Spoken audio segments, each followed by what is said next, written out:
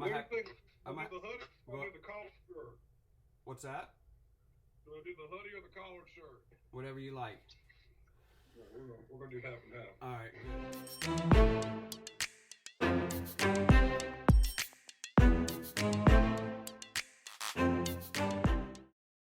Welcome back to Blacktop Banter. We have a guest today, which is good. I'm sure a lot of people if you're in the Instagram world, you know this handle, and we're gonna talk to one of the guys behind the handle. We have Chris Smith from SMI Paving out of North Carolina, I believe, right? South Carolina. South Carolina. All right. And he's on a little bit of a delay, so the conversation is going to go back and forth more than interrupting like I always tend to do, but you know, it's no big deal. Chris, I'm going to let you get started, man. Why don't you tell us about SMI Paving, how it got started, who's all involved? I know you got a slew of brothers, man, that you work with, which is good, I guess, you know, to get some dependency on that kind of stuff. You don't got to put it all on your shoulders.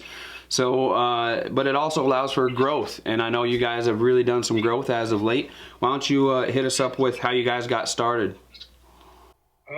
First thing is, it's a total team effort here. That's the biggest thing we want to let our employees know and everything. It's myself, my older brother Andrew, my older brother William. My brother Jack, he was with us. He went and started his own business about a year ago, but since it started, it's been Dad, myself, and my three brothers, and the guys. We got guys that have been with us since before I was born. I'm 28 years old, and I got a guy heading to the shop right now that was at the hospital when I was born. So it's been a long time going, since 1970. That's when my grandfather had a smaller seal coating business, and he invented the name SMI Paving. And over the years, Dad took over, and now we're taking over. So that's our little story, just a small portion of it. I got you. So your dad started out. When did he really start to grow? I'd say. The funny thing is, if you asked him, he said, we're always growing, but recessions kept happening. When he decided to do it full time, because he, in the 80s and 90s, he did paving with his brother Andy, and they used the SMI name, but he was also doing network marketing in 2001 when the trade centers fell. You know, the construction industry hit a bump. And so I guess you could say, I mean, it's always been growing, but if you ask me, I'd say the big growth started around 2010.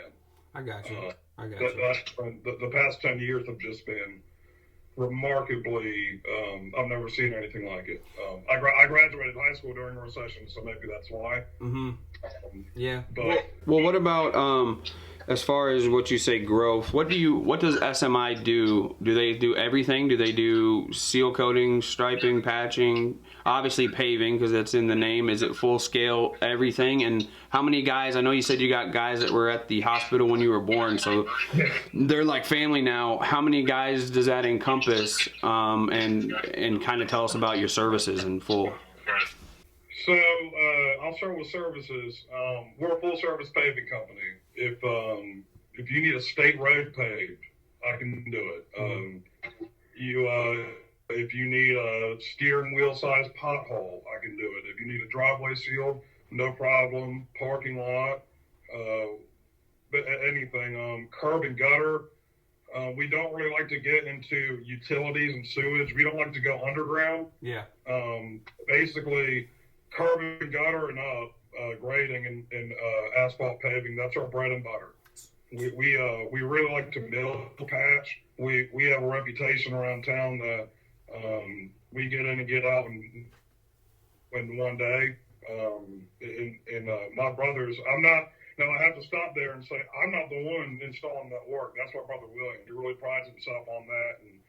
And jobs that I see take crews 2-3 days, he's slamming them in a day and they look like glass.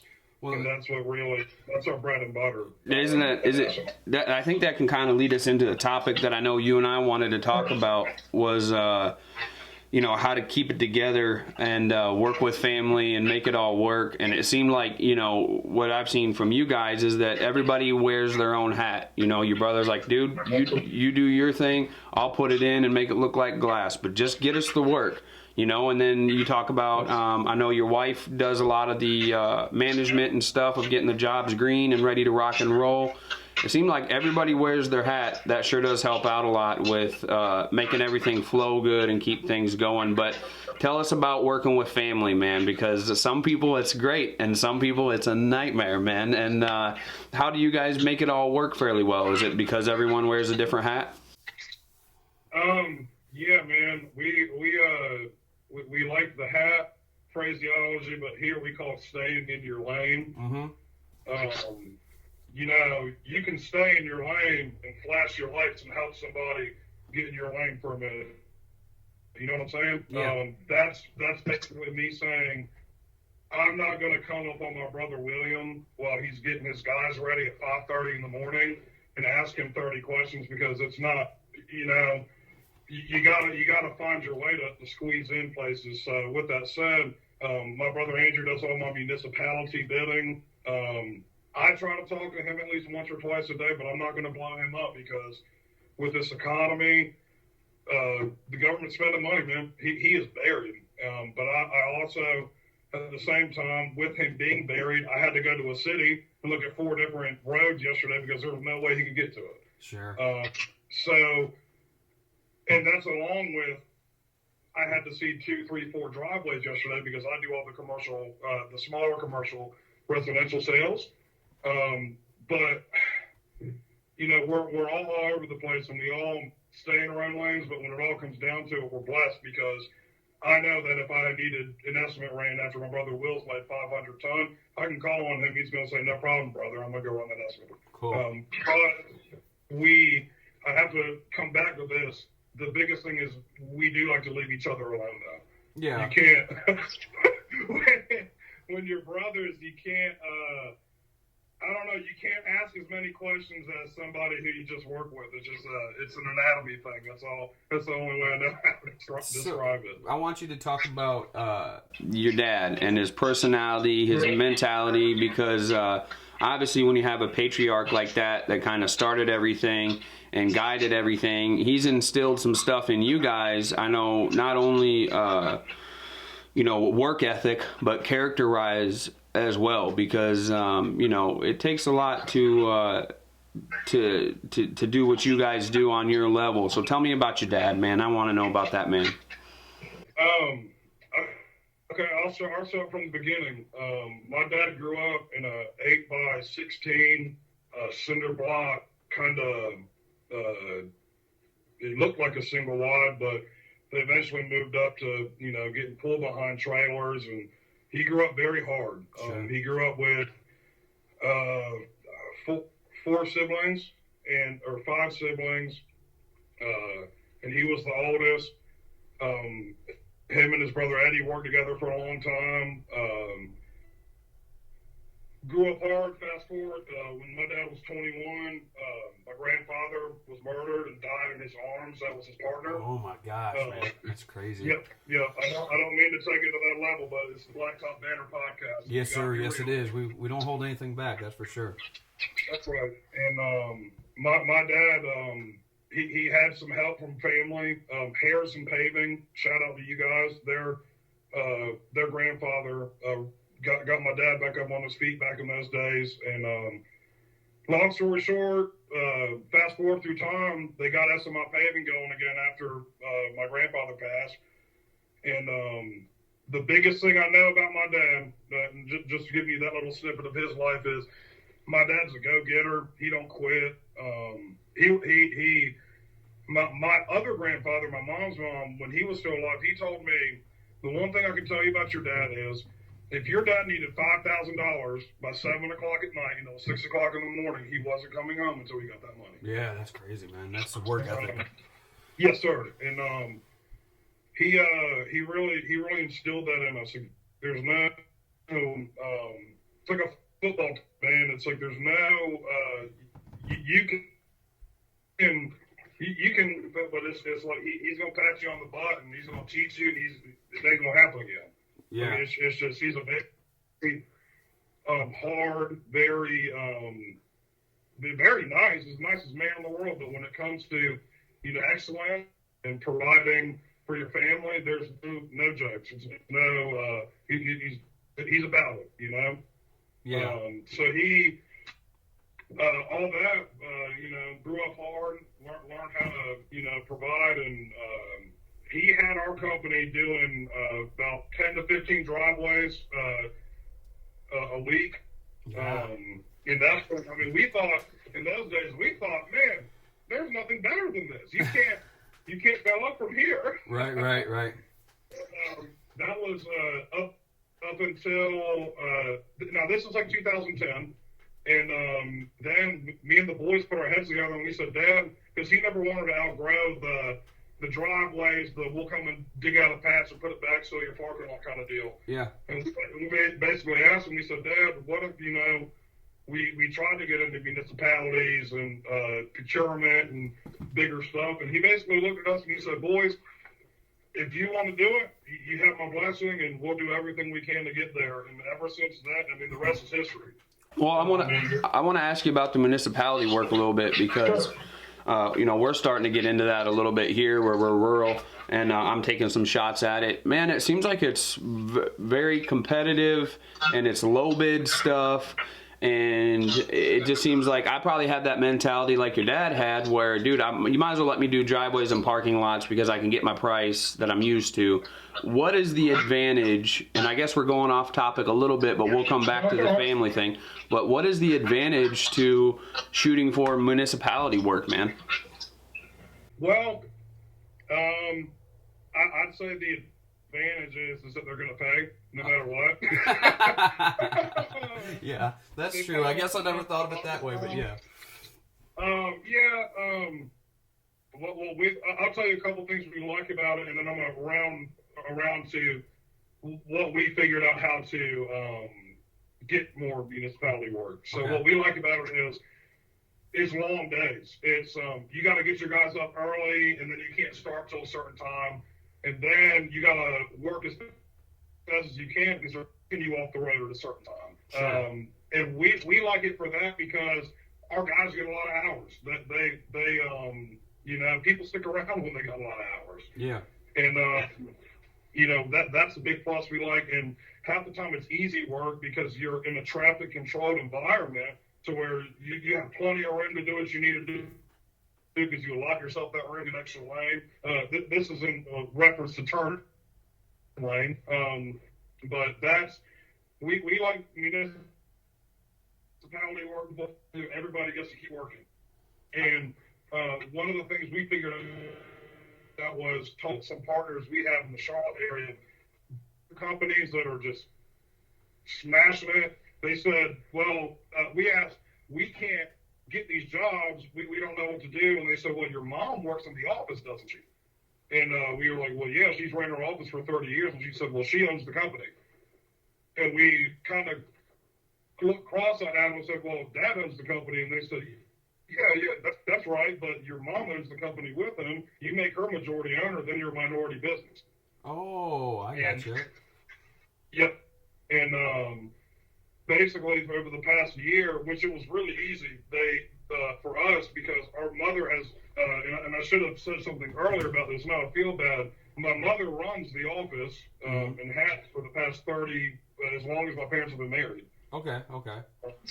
So she's got a pretty good stake in what happens and how things go. And there's obviously, when it comes to men like us, there's nothing better than a woman to keep things organized and keep everybody going and moving too. So that's pretty good, that she's able to dictate that kind of stuff to you. That's right, and she don't want you to forget it. That's good. That's a mom. Let me ask you about. Do they have prevailing wage and stuff like that? You guys got to deal with that, Chris, when you do municipality work? This is why we're a good team here. My brother Andrew, he could probably answer that for you. Oh, I got you. Okay. Yeah, I honestly, I couldn't answer. Yeah, sometimes there is here, and then sometimes they're not prevailing wage jobs. But you know, that's one of those things where we all wear a certain hat. I don't wear that hat. You know, some of my friends do. I know my buddies that that work for, you know, helping me out with getting gravel delivered and put in and stuff like that. I know they know how to deal with it. So I should have asked that question to them a while back. But you know, shout out to Kevin Ewers too. That's who works on that company, man. But let me give a scenario, I guess, or I want to round it back to your family. I want to know kind of, you know, how old is your dad? Can I ask you that, Chris? Yeah, Dad's 63. All right, so he's 63. You got 4 brothers. Three of you work with SMI, correct? Yes, sir. All right, so, you know, this is the Blacktop Banter podcast, so we're going to talk about everything. What have you guys talked about, or have you talked about that transition? I know your dad had a retirement fund. You told me, you know, and he's getting to that age where he wants to retire. You know, your dad being up there, the business now as being successful. I'll say you guys are successful, man. You guys put down a lot of work. I seen an Instagram video with 4 rollers waiting ready before you guys started to pave a while back, the rubber tire roller and the other 3. Cool video, by the way. But you know, what's that look like? Have you guys talked about that, your dad and your brothers, for as far as what the transition is going to be as he slows down and does his thing? The best way I can answer it is, I know my dad, he comes from that generation to he can't stop. Mm-hmm. I mean, he's 63. We'll be on the job, and he's gonna pick up a loot. He's gonna pick up a broom. He calls it his cardio. Yeah. So nobody gets yeah.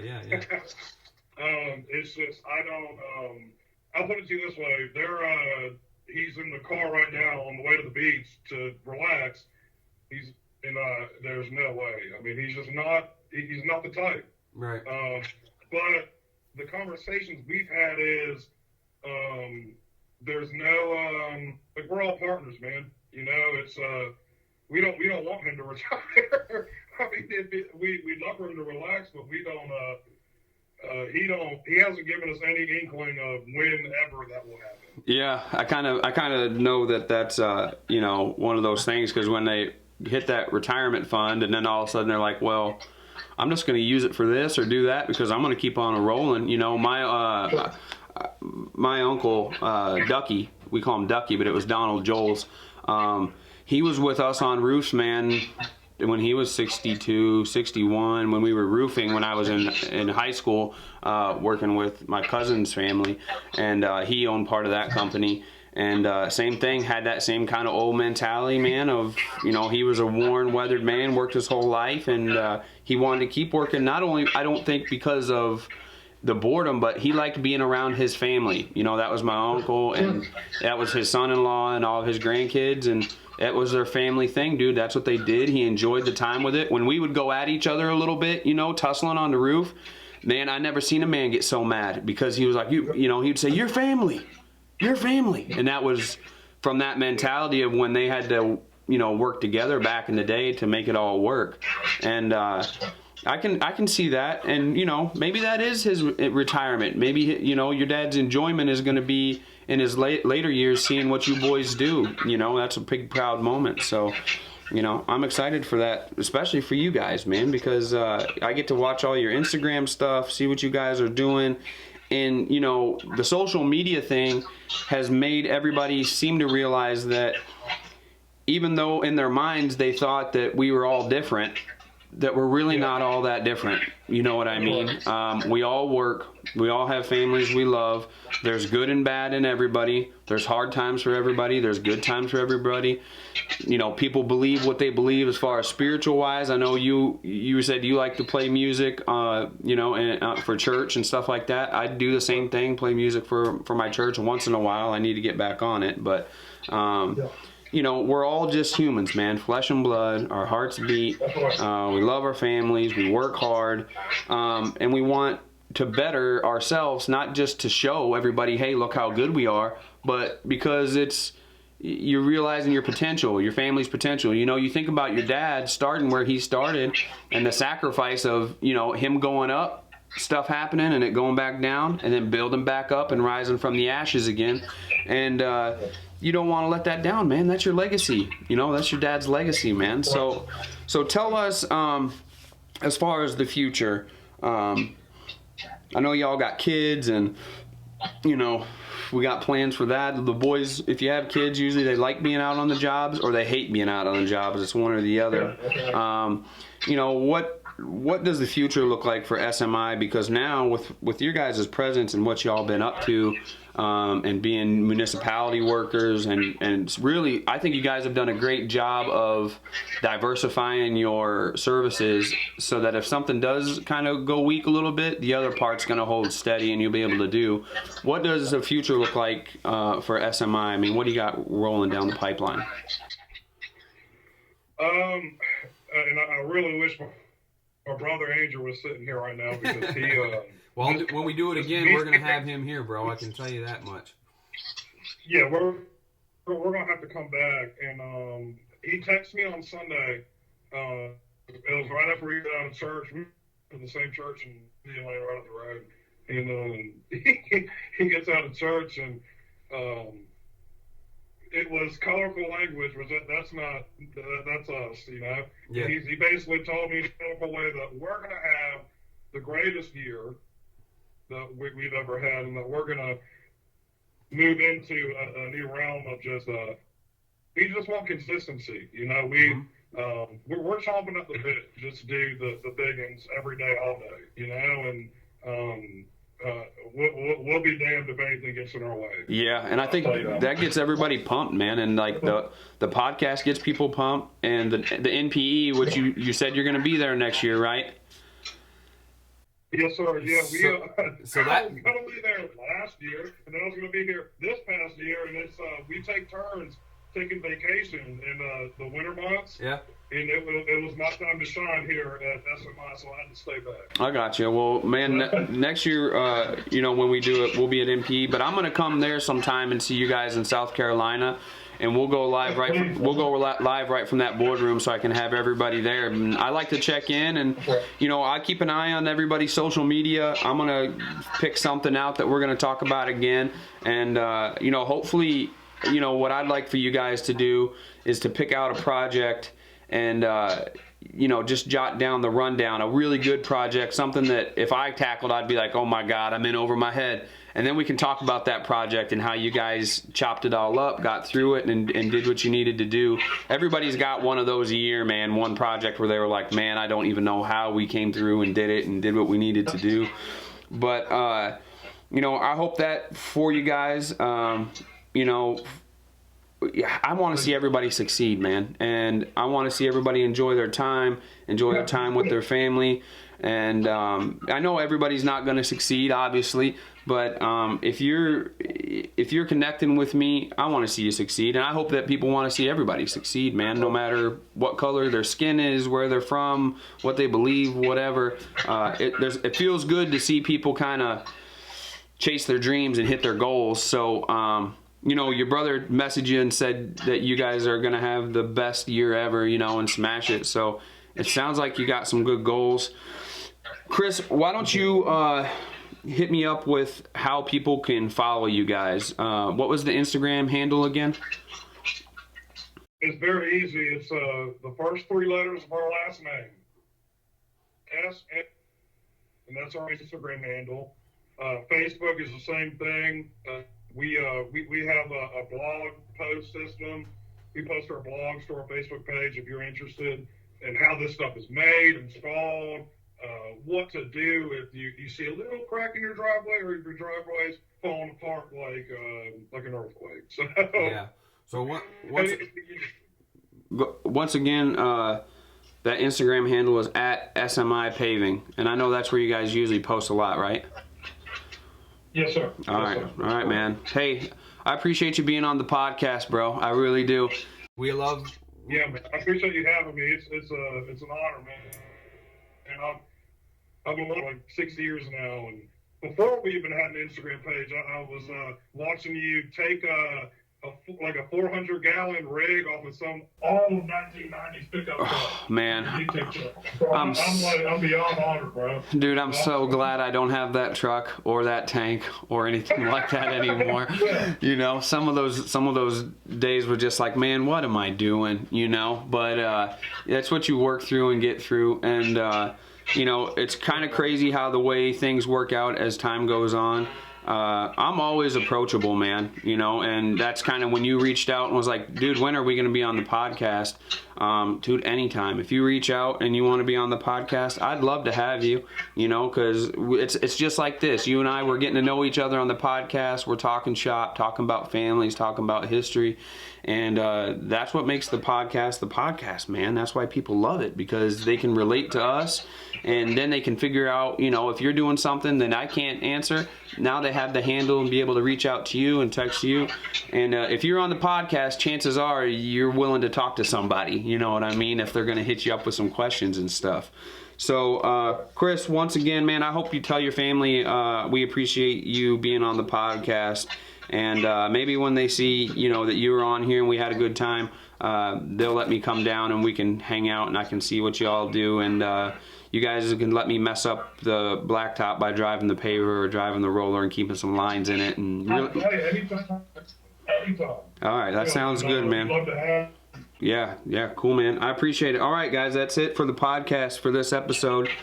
We had Chris from SMI Paving, and I know he does as well as I do. We want you to stripe it, pave it, seal it, and kill it. Peace.